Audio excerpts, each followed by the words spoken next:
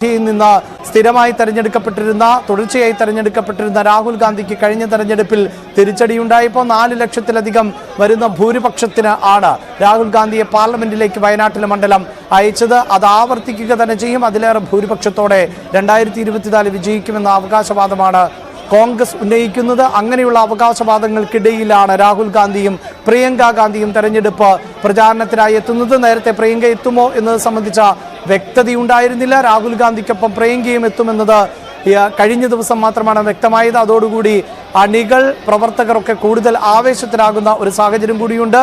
നമുക്കറിയാം, തെരഞ്ഞെടുപ്പ് പ്രഖ്യാപിക്കുന്നതിന് തൊട്ടു മുമ്പ് പ്രധാനമന്ത്രി തുടർച്ചയായി കേരളത്തിൽ എത്തിയ സാഹചര്യമുണ്ടാകുന്നു. 5 തവണയാണ് ഇതിനോടകം തന്നെ ഈ തെരഞ്ഞെടുപ്പ് കാലഘട്ടത്തിൽ പ്രധാനമന്ത്രി എത്തിയത്. ഒപ്പം തെരഞ്ഞെടുപ്പ് പ്രഖ്യാപിച്ചതിന് ശേഷം അടക്കം കേരളത്തിലേക്ക് അദ്ദേഹം എത്തുകയും ചെയ്തിരുന്നു.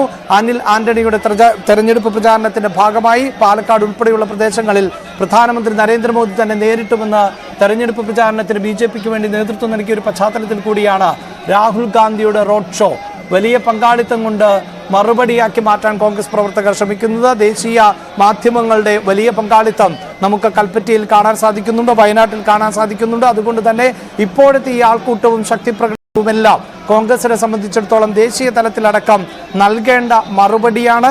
അങ്ങനെ ഒരു മറുപടി ഇപ്പോൾ വയനാട്ടിൽ നൽകിക്കൊണ്ടിരിക്കുന്നു. കഴിയുന്നത്ര പ്രവർത്തകരെ, അണികളെ എല്ലാം തന്നെ എത്തിച്ചുകൊണ്ട് ഉള്ള ശക്തി പ്രകടനമാക്കി മാറ്റുകയാണ് രാഹുൽ ഗാന്ധിയുടെ റോഡ് ഷോ. ഈ റോഡ് ഷോയ്ക്ക് ശേഷമായിരിക്കും രാഹുൽ ഗാന്ധി നാമനിർദ്ദേശ പത്രിക സമർപ്പിക്കുക. നാളെയാണ് നാമനിർദ്ദേശ പത്രിക സമർപ്പിക്കാനുള്ള അവസാന ദിവസം.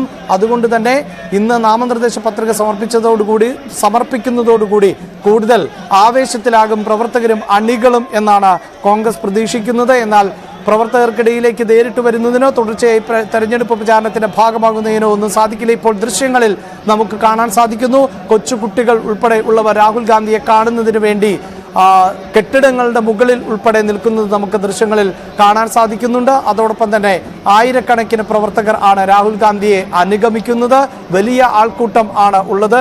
അത്തരത്തിൽ മുസ്ലിം ലീഗിന്റെ പ്രവർത്തകർ, കോൺഗ്രസിന്റെ പ്രവർത്തകർ, ലീഗ് പ്രവർത്തകർ അടക്കമുള്ളവർ എല്ലാം വലിയ സ്വീകരണം എന്ന നിലയിൽ ആണ് രാഹുൽ ഗാന്ധിയുടെ ഈ ശക്തി പ്രകടനത്തെ അല്ലെങ്കിൽ ഈ റാലിയെ നോക്കിക്കാണുന്നത്. ആയിരക്കണക്കിന് ആളുകൾ പ്രകടനത്തിന്റെ കരുത്തായി മാറുന്നു. കൽപ്പറ്റയിലെ നഗരവീഥികൾ ഒന്നടങ്കം കോൺഗ്രസ് പ്രവർത്തകരും UDF പ്രവർത്തകരും കൈയടക്കി കഴിഞ്ഞിരിക്കുന്നു എന്നുള്ളതാണ്. പ്രത്യേകിച്ച് മലബാർ മേഖലയിൽ തെരഞ്ഞെടുപ്പ് പോരാട്ടം ഈ ആൾക്കൂട്ടത്തിന്റെ സാന്നിധ്യം കൊണ്ട് ശ്രദ്ധേയമാകുന്ന സാഹചര്യമുണ്ട്. ഇത്തവണ വടകരയിൽ ഷാഫി പറമ്പിൽ എതിരാളിയായി എത്തിയപ്പോൾ ഷാഫിക്ക് ലഭിച്ച സ്വീകരണം കണ്ടതാണ്. അതിന് KK ശൈലജ നൽകുന്ന തുടർച്ചയായ മറുപടി കാണുന്നതാണ്. അങ്ങനെ മലബാർ മേഖലയിൽ ഈ ആൾക്കൂട്ടം ശക്തിപ്രകടനമായി മാറുന്ന സാഹചര്യം കൂടിയുണ്ട്. അതുകൊണ്ട് വയനാട്ടിലേക്ക് രാഹുൽ ഗാന്ധി എത്തിയപ്പോൾ അങ്ങനെ ഒരു ശക്തിപ്രകടനം തന്നെയാണ് നമുക്ക് കാണാൻ സാധിക്കുന്നത്.